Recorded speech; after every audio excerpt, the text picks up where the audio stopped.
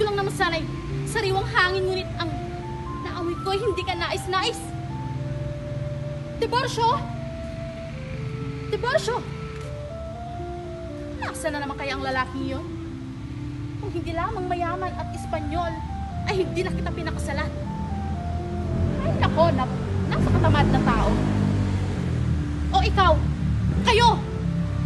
kayong mga hampas lupang Indio, hindi ba kayo magbibigay galang sa akin? Ha! Hindi niyo ba ako nakikilala?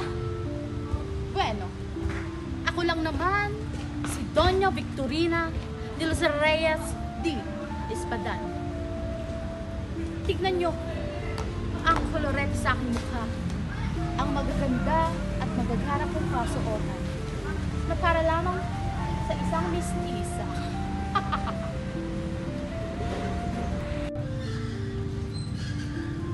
At alam nyo ba, isang araw, nakadaan kami sa tapat ng bahay ng mga Andres at nagkataon na naroon si Doña Consolacion.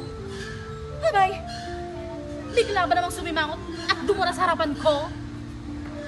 Napakawalang modo. Akala mo naman kung sino siya para dumura sa harapan ko? Huh?